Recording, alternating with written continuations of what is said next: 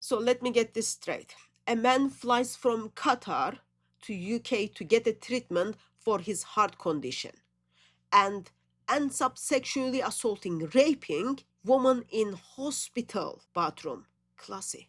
Meet Nasser, 27 years old CamelHerder, who, according to his legal defense, had never interacted with women outside of his family. Apparently, that detail is supposed to help explaining why he didn't understand what it meant when she said no. He dragged a woman into the lavatory cubicle and assaulted her and raped her.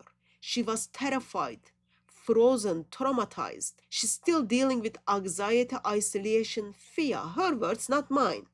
Her entire life turned upside down. And what does the defense say?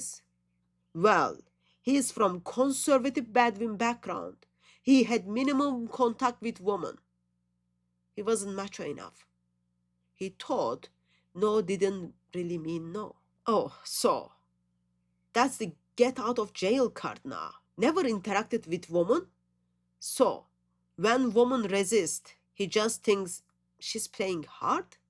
Let me break this down. First, in every culture, in every language, in every desert in planet Earth, no means no. Body language, screaming, trying to break free, those are not exactly hard to interpret it. But here it gets worse. The defense says he only interacted with women in his family. So what is that supposed to tell us?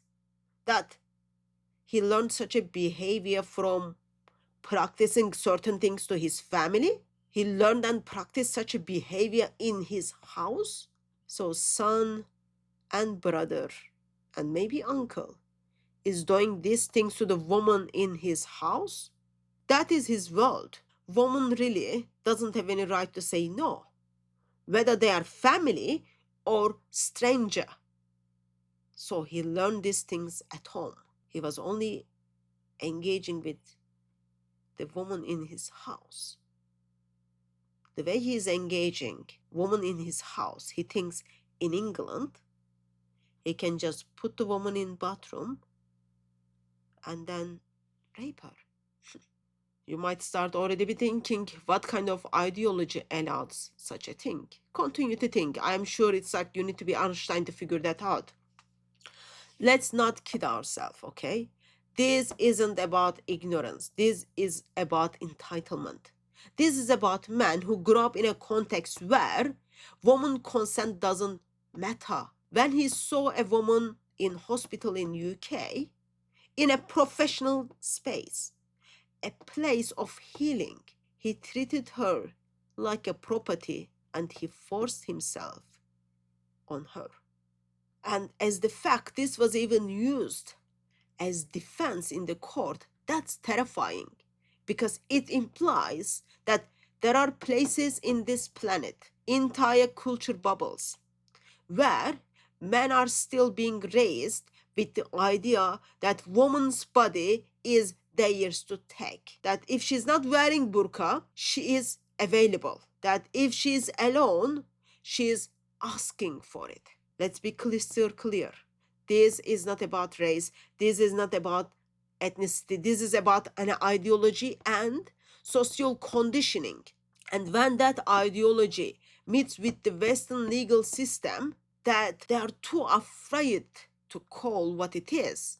So women pay the price. You don't get to drag the woman into the toilet cubicle and then say, oops, I just didn't know any better.